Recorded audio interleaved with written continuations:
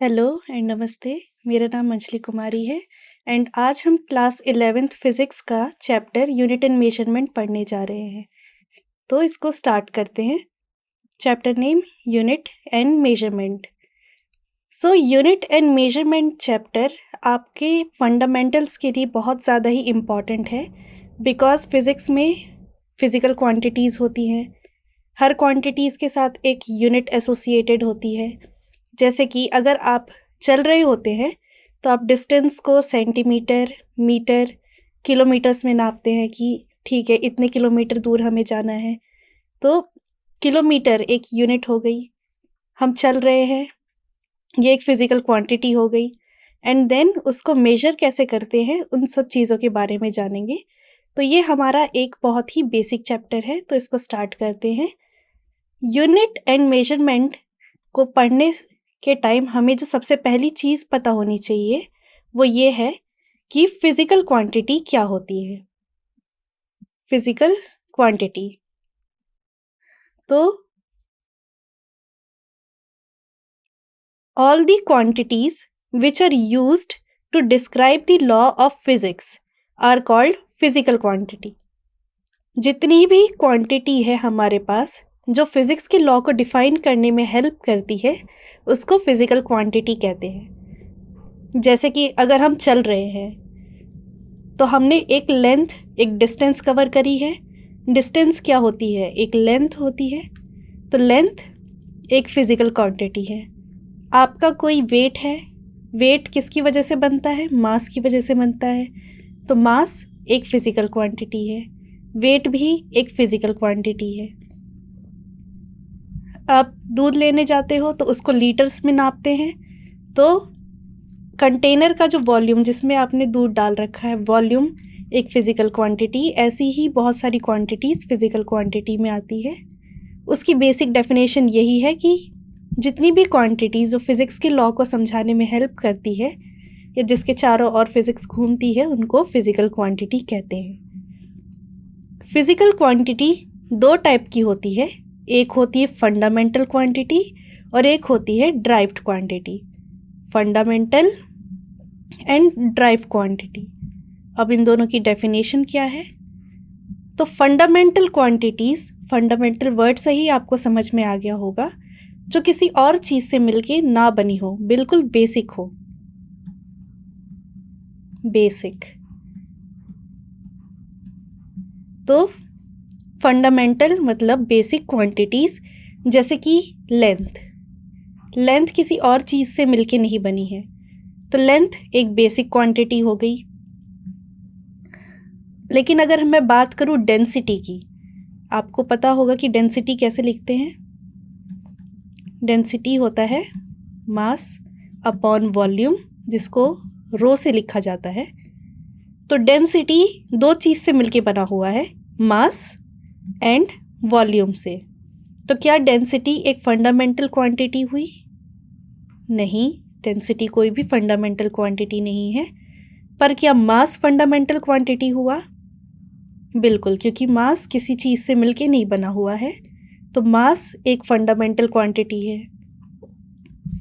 तो मास एक fundamental quantity हुई, फंडामेंटल क्वांटिटी। वही डेंसिटी क्या है? डेंसिटी फंडामेंटल क्वांटिटी से मिलके बनी हुई है, तो डेंसिटी एक ड्राइव्ड क्वांटिटी है। तो डेंसिटी के एग्जाम्पल से हमें समझ में आ गया कि दो टाइप की फिज़िकल क्वांटिटी एग्जिस्ट करती है, एक है फंडामेंटल और एक है ड्राइव्ड। फंडामेंटल बिल्कुल बेसिक क्वांटिटी होती है जो किसी और चीज़ से मिलके नहीं बनाई जा सकती, पर ड्राइव्ड क्वांटिटी फंडामेंटल क्वांटिटी से मिलके बनाई जाती है। एग्जाम्पल हमने डेंसिटी से सब कुछ एक्सप्लेन कर दिया है यहाँ पर। तो इस वाले पेज पे हमने सीखा कि फ़िज़िकल क्वांटिटी क्या होती है, उसकी डेफिनेशन क्या है और फिज़िकल क्वांटिटी कितने टाइप्स की होती है। अब हम आगे चलते हैं। मेजरमेंट ऑफ फिज़िकल क्वांटिटी, कि फिज़िकल क्वांटिटी को मेजर कैसे किया जाए।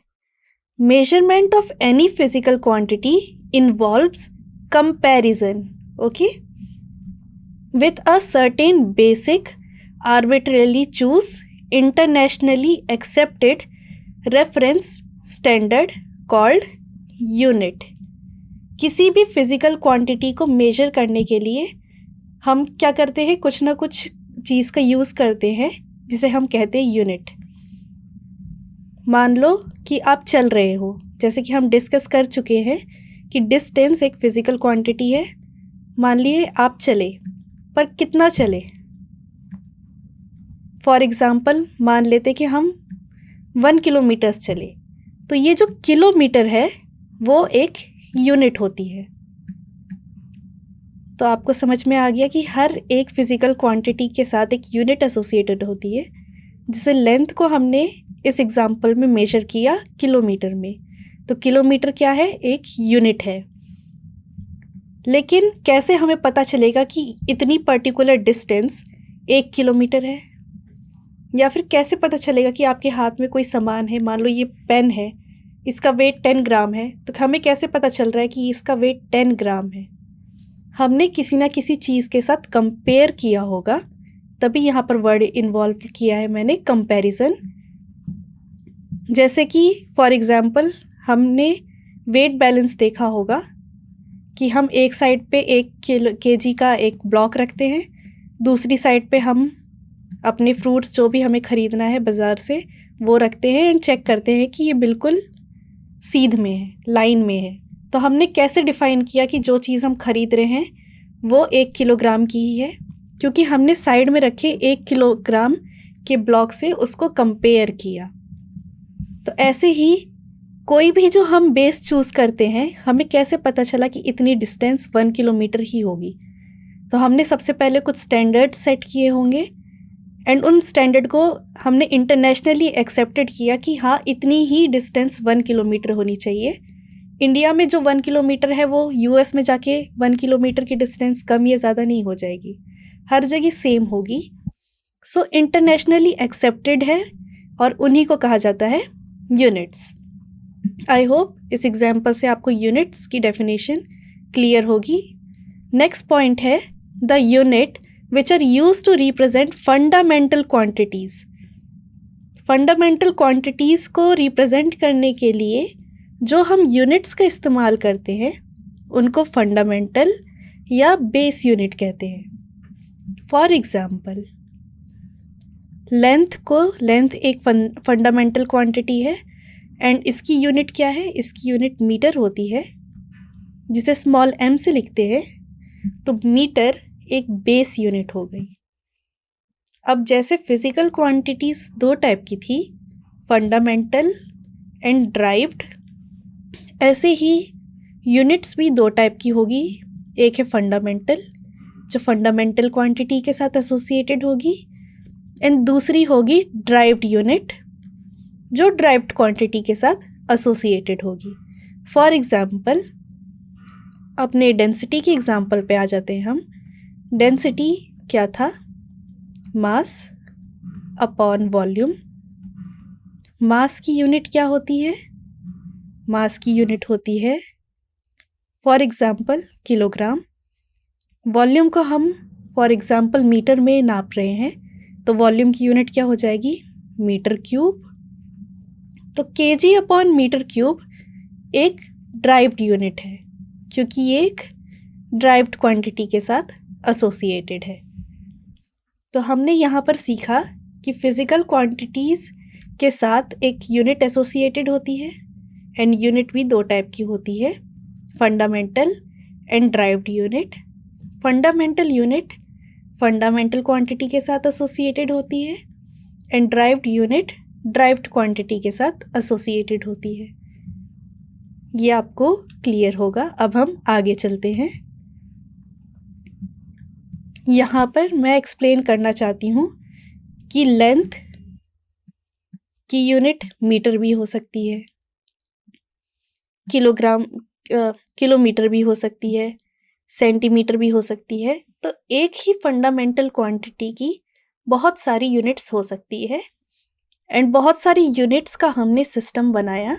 हमने 3 फंडामेंटल क्वांटिटीज़ लिए, length, mass and time, and in 3 चीज़ों की डिफरेंट यूनिट को कंसीडर करके हमने 3 सिस्टम क्रिएट करे जो सबसे ज़्यादा यूज़ में आते हैं। तो यहाँ पर लिखा हुआ है कि some of the commonly used system of units for measurement with the base unit for length mass and time are given as. हमारे पास कौन कौन सी यूनिट है? एक है CGS सिस्टम, जहाँ पर C स्टैंड करता है सेंटीमीटर को, G स्टैंड करता है ग्राम को एंड S स्टैंड करता है सेकंड्स को। ये सिस्टम पुराने ज़माने में फ्रांस जैसी कंट्री में यूज़ हुआ करता था और ये आज भी बहुत ज़्यादा ही चलता है। तो हमारे पास एक सिस्टम है CGS सिस्टम। इसके बाद हमारे पास एक और सिस्टम है जिसे कहते हैं FPS सिस्टम, जहाँ पर F स्टैंड करता है फुट को, P pounds and S second को। अगर आप UK में जाएंगे, स्पेशली इंग्लैंड में, तो वहाँ पर FPS सिस्टम आज भी चलता है। एंड हमने थर्ड जो सिस्टम लिया है वो है MKS सिस्टम, जहाँ पर M है मीटर, K है किलोग्राम एंड S है सेकंड। ये हमारे इंडिया में ये सिस्टम चलता है, जहाँ पर हम डिस्टेंस को मीटर में मेजर करते हैं, मास को किलोग्राम में एंड S को सेकंड में। मैं यहाँ पर ये नहीं कह रही हूँ कि इसके अलावा और सिस्टम नहीं हो सकते हैं। US में डिस्टेंस को माइल्स में नापा जाता है, अगर आपको किसी को आइडिया होगा। लेंथ की US में जो यूनिट चलती है वो होती है माइल्स में। तो और भी सिस्टम एग्जिस्ट करते हैं। ये 3 सबसे ज़्यादा यूज्ड सिस्टम है: CGS system, FPS system and MKS system. Okay, तो यहाँ पर हमने डिफरेंट सिस्टम्स के बारे में जाना। पर मान लो किसी कंट्री के साइंटिस्ट सारी की सारी कैलकुलेशन सेंटीमीटर ग्राम सेकंड में कर रहे हैं, इंग्लैंड के साइंटिस्ट मान लो FPS में कर रहे हैं एंड इंडिया के साइंटिस्ट मान लो MKS सिस्टम पे काम कर रहे हैं। तो क्या ये बहुत ज़्यादा गलत चीज़ नहीं हो जाएगी? क्योंकि साइंस तो हर जगह कॉमन है। तो इस प्रॉब्लम से हमें समझने के लिए, इस चीज़ का सॉल्यूशन निकालने के लिए हम इंटरनेशनल सिस्टम ऑफ यूनिट्स का यूज़ करते हैं। वो यूनिट्स जो पूरी की पूरी वर्ल्ड में साइंटिस्ट लोग यूज़ करते हैं, वो बिल्कुल हर जगह सेम ही होती है। ओके, तो इंटरनेशनल सिस्टम ऑफ यूनिट्स, जिसे शॉर्ट में SI यूनिट्स भी लिखते हैं, SI इंटरनेशनल सिस्टम, बट हम SI यूनिट्स लिखते हैं। इसकी डेफिनेशन है the system of units which is at presently internationally accepted.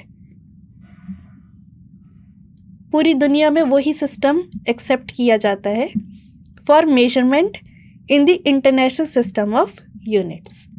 Okay, तो हमने 3 कॉमनली यूज्ड सिस्टम के बारे में पढ़ा था: CGS system, FPS system and MKS system.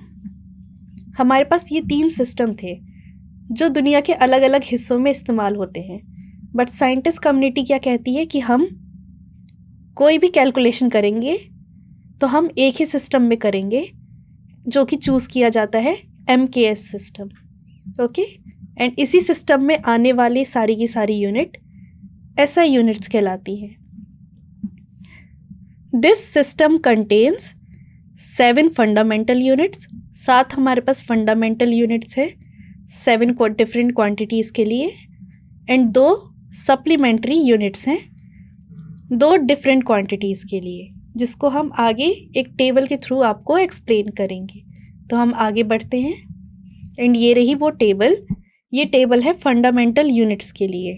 तो याद रखिए, हमारे पास 7 फंडामेंटल क्वांटिटी है एंड सारी की सारी जो 7 फंडामेंटल क्वांटिटी है उसके साथ एक एक यूनिट एसोसिएटेड है। तो हमारे पास 7 यूनिट्स हैं एंड उन 7 यूनिट्स के 7 सिंबल्स हैं।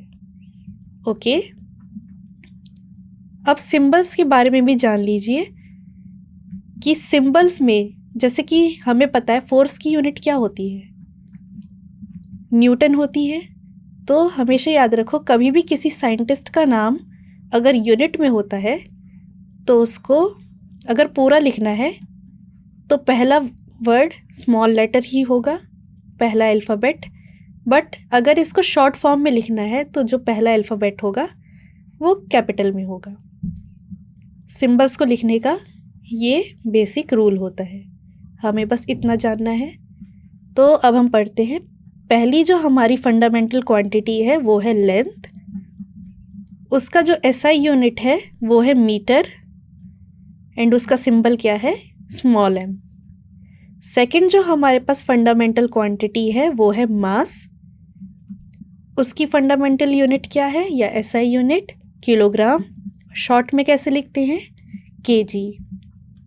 थर्ड हमारे पास है fundamental quantity that is time, उसको मेजर करते हैं सेकंड में एंड उसका सिंबल है स्मॉल एस। फोर्थ हमारे पास फंडामेंटल क्वांटिटी है इलेक्ट्रिक करंट एंड उसकी जो यूनिट है वो है एम्पियर। और एम्पियर बिकॉज एक साइंटिस्ट का नाम है तो पहला वर्ड कैसा हुआ, पहला अल्फ़ाबेट स्मॉल हुआ, बट अगर उसको शॉर्ट में लिखते हैं, इसका सिंबल लिखते हैं तो वो कैपिटल ए लिखा जाता है। इन चीज़ों का ध्यान रखना होगा, छोटी छोटी चीज़ें हैं। फिफ्थ हमारे पास जो क्वांटिटी है दैट इज़ टेम्परेचर, उसको मेजर किया जाता है केल्विन में। हम सब जानते हैं कि टेम्परेचर की और भी यूनिट होती है, सेल्सियस होती है, फ़ारेनहाइट होती है, ये भी टेम्परेचर की यूनिट है। बट एसआई यूनिट क्या है, एसआई यूनिट है केल्विन एंड केल्विन बिकॉज एक साइंटिस्ट का नाम है तो पहला अल्फ़ाबेट स्मॉल है बट उसके सिंबल में कैपिटल के लिखा जाता है। सिक्स्थ है लुमिनस इंटेंसिटी, इंटेंसिटी को मेजर किया जाता है कैंडेला में एंड इसका जो सिंबल है वो सी डी है। एंड सेवेंथ जो फंडामेंटल यूनिट है वो है amount of substance, quantity amount of substance है एंड उसकी यूनिट है मोल एंड उसका सिंबल में MOL लिखा जाता है। पूरा नाम MOL ही है बट सिंबल में MOL यूज़ किया जाता है, मोल। तो ये हमारे पास 7 फंडामेंटल क्वांटिटीज़ हैं जिसके साथ फंडामेंटल यूनिट एसोसिएटेड है एंड हमने सिंबल्स के बारे में जाना। जैसा कि मैं पहले बोल चुकी हूँ कि 7 फंडामेंटल क्वांटिटीज़ के साथ 2 और सप्लीमेंट्री क्वांटिटीज़ होती है, तो अब हम उन सप्लीमेंट्री क्वांटिटीज़ के बारे में जानेंगे। एंड वो सप्लीमेंट्री क्वांटिटी है प्लेन एंगल एंड नेक्स्ट है सॉलिड एंगल। अब plane angle and solid angle क्या होता है हमें पहले वो पता होना चाहिए। तो प्लेन एंगल 2D में मेजर किया जाता है, 2 डायमेंशन में, एंड सॉलिड एंगल 3 डायमेंशन में मेजर किया जाता है। मान लो हमारे पास एक सर्कल है, किसी 2 पॉइंट के बीच में ये हमारा आर्क है और ये थीटा हमारा एंगल है। तो इसको मेजर करने के लिए जो एंगल है इसको प्लेन एंगल कहेंगे और इसका जो यूनिट होता है वो है रेडियन, जिसका सिंबल RAD भी होता है एंड थीटा से भी लिखा जाता है। ओके तो ये है बेसिक प्लेन एंगल जिसके बारे में हमें पता होता है। यहाँ पर हमने एक नया टर्म एसोसिएट किया है विच इज़ सॉलिड एंगल। अब ये क्या होता है, इमेजिन करो हमारे पास अब सर्कल नहीं एक स्फीयर है। ओके अब हमारे पास एक स्फीयर है एंड स्फीयर के सेंटर से हम किसी एरिया पे एंगल फाइंड करना चाहते हैं, तो उस एंगल को कहा जाएगा सॉलिड एंगल, जिसका यूनिट स्टेरेडियन होता है एंड उसका सिंबल SR भी होता है एंड कभी कभी ओमेगा, इसको ओमेगा बोलते हैं, जो रेजिस्टेंस का सिंबल होता है ओमेगा, इससे भी लिखा जाता है। ओके तो सॉलिड एंगल 3D ऑब्जेक्ट जैसे कि हमारे पास स्फीयर है, स्फीयर के सेंटर से किसी एरिया पे पड़ने वाला जो एंगल है उसको सॉलिड एंगल कहते हैं। एंड बिकॉज स्फीयर एक 3D ऑब्जेक्ट है तो सॉलिड एंगल्स 3D ऑब्जेक्ट्स में ही कैलकुलेट किया जा सकता है एंड सर्कल एक 2D ऑब्जेक्ट है तो प्लेन एंगल 2D ऑब्जेक्ट में ही कैलकुलेट किया जाता है। सॉलिड एंगल का एप्लीकेशन हम आगे पढ़ेंगे दूसरे चैप्टर्स में, ये आगे आएगा, तो हमें इसके बारे में पता होना चाहिए कि इसको किस चीज़ में मेजर किया जाता है? स्टेरेडियन में मेजर किया जाता है। ओके, अब हम आगे चलते हैं। आगे हम अब सीखेंगे कि कैसे लेंथ, मास एंड टाइम का मेजरमेंट लिया जाता है। तो सबसे पहले हम सीखते हैं मेजरमेंट ऑफ लेंथ। तो लेंथ को मेजर करने के लिए हमारे पास दो तरीके होते हैं, दो मेथड्स हैं लेंथ को मेजर करने के लिए। पहला मेथड क्या है? पहला मेथड है जिसे हम कहते हैं डायरेक्ट मेथड। तो डायरेक्ट मेथड में क्या करते हैं? In this method measurement of length involve the use of, किसी स्केल का यूज कर लो, जैसे कि मीटर स्केल या वर्नियर कैलिपर या स्क्रू गेज या स्पेरोमीटर। किसी भी अगर आपको लेंथ को मेजर करना है, मान लो आपको आपकी पेंसिल की लेंथ मेजर करनी है, तो आप कैसे मेजर करोगे? आपके ज्योमेट्री बॉक्स में एक स्केल होगा एंड स्केल से आप देख लोगे कि कितनी सेंटीमीटर उस पेंसिल की लेंथ है। तो पहला तरीका तो ये है कि हम किसी भी मीटर स्केल या सेंटीमीटर स्केल का यूज़ करें। सेकंड, जो थोड़ा साइंटिफिक है एंड आपकी स्कूल की लैब्स में कराया जाएगा, वर्नियर कैलिपर का यूज़ किया जाए। ये और ज़्यादा एक्यूरेट होता है, छोटी लेंथ को मेजर करने में हेल्प करता है। तीसरी जो टाइप की लेंथ हम मेजर करेंगे वो होता है स्क्रू गेज। इससे और भी ज़्यादा प्रिसाइज और छोटी लेंथ का यूज़ कर सकते हैं मेजर करने के लिए हम। Screw gauge and spherometer, vernier caliper and screw gauge आप अपनी स्कूल की लेबोरेटरी में देख सकते हैं। मीटर स्केल या सेंटीमीटर स्केल हम सब रोज़ाना देखते हैं, हमारी ज्योमेट्री बॉक्स में ही होती है। ओके, अब हम आगे चलते हैं। ये हमने डायरेक्ट मेथड, पहला तरीका देखा कि कैसे किसी चीज़ की हम लेंथ को मेजर कर सके, ये डायरेक्ट मेथड है। अब हम नेक्स्ट मेथड पढ़ते हैं, वो है इनडायरेक्ट मेथड। तो डायरेक्ट मेथड तो उन चीज़ों को मेजर करने में हमें हेल्प करती है जिसको हम इजीली देख सकते हैं। मतलब कि अगर आपको पेंसिल मेजर करना है या फिर रोड ही मेजर करनी है, हम मीटर स्केल ये सब यूज़ कर सकते हैं। बट मान लो आपको डिस्टेंस मेजर करनी है अर्थ से सन की, अर्थ से सन के बीच में ये कुछ डिस्टेंस है, इसको आपको मेजर करनी है। अब आप अर्थ और सन के बीच का डिस्टेंस कैसे मेजर करेंगे? हम किसी स्केल से तो मेजर नहीं कर सकते कि अर्थ सन से कितनी दूर है। तो ऐसी क्वांटिटीज़ को मेजर करने के लिए हम एक तरीका निकालते हैं जिसको हम कहते हैं इनडायरेक्ट मेथड। और ये कुछ तरीके होते हैं जिससे हम बड़ी डिस्टेंस को मेजर कर सकते हैं, जैसे कि अर्थ से सन के बीच का डिस्टेंस, अर्थ से किसी दूसरे डिस्टेंट स्टार के बीच का मेजरमेंट अगर हमें करना है तो इनडायरेक्ट मेथड का यूज़ करेंगे। और इनडायरेक्ट मेथड में जो सबसे कॉमन मेथड हम यूज़ करते हैं उसको कहते हैं पैरेलैक्स मेथड। तो अब हम जानते हैं कि पैरेलैक्स मेथड क्या होता है। The apparent shift in the position of an object with respect to another when we shift our eye sidewise are called parallax. Okay. हम सब जानते हैं कि अगर हम अपनी एक आई को क्लोज कर दें तो ऑब्जेक्ट हमें थोड़ी शिफ्टेड दिखती है। तो जब हम यहाँ पर वही बात कही जा रही है कि जो शिफ्ट हम देख पा रहे हैं, जब हम अपनी आइज़ को शिफ्ट करते हैं, मतलब अगर हम अपनी एक साइड की आइज़ क्लोज करें और किसी ऑब्जेक्ट को देखें तो वो थोड़ी इस साइड दिखेगी, एंड मैं अगर अपनी दूसरी आई को क्लोज करूं तो वो थोड़ी इस साइड दिखेगी। तो ये जो शिफ्ट है, इसको देखने के बाद जब हम किसी लॉन्ग डिस्टेंस चीज़ का मेजरमेंट करते हैं तो इस तरीके को कहा जाता है parallax method. For example, the distance between two point of observation are called bases. जो दो डिफरेंट पॉइंट्स हैं उनके बीच का जो डिस्टेंस होता है उसको बेसिस कहते हैं। While measuring the distance d far away with planet S by the parallax method.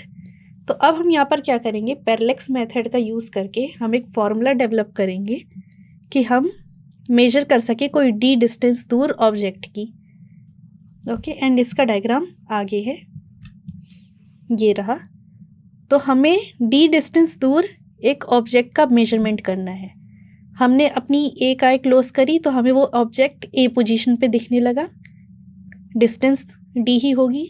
अब हमने अपनी दूसरी आई क्लोज करी एंड हमें वो ऑब्जेक्ट बी पॉइंट पे दिखने लगा, बट डिस्टेंस अभी भी क्या होगी, डी होगी।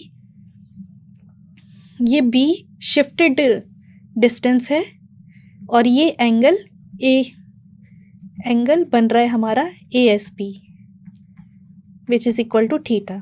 ये दो पॉइंट्स के बीच का जो एंगल बन रहा है थीटा बन रहा है। हमें डी को मेजर करना है, डी को क्या करना है, हमें मेजर करना है। तो अगर देखा जाए तो ये एक सर्कल की आर्क जैसा नहीं बन गया, एक सर्कल है जिससे एक एंगल थीटा सबटेंड हो रहा है, रेडियस सेम है सर्कल का जिसे हम आर डी कह रहे हैं। एंड इस आर्क को अगर किसी दूर के ऑब्जेक्ट में देखा जाएगा तो ये आर्क हमें बिल्कुल एक स्ट्रेट लाइन की तरह दिखेगी, तो ये आर्क बी हो गया। एंड सर्कल का अगर हमारे पास आर्क लेंथ है, हमारे पास रेडियस है एंड हमारे पास एंगल है, तो इनके बीच में रिलेशन क्या होता है, अगर आपको याद हो तो एंगल थीटा इक्वल होता है किसके, आर्क अपॉन रेडियस के।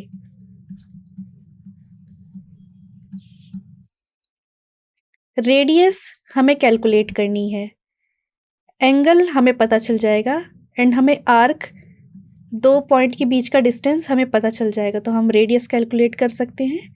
एंड इसी चीज़ का यूज़ करके हमने यहाँ पर लिखा है कि डी इक्वल हो जाएगा बी अपॉन थीटा। हमें बी पता है, हमें थीटा पता है, तो हम क्या करेंगे, डिस्टेंस को कैलकुलेट कर लेंगे एंड यही चीज़ का कैलकुलेशन पैरेलैक्स मेथड कहलाता है।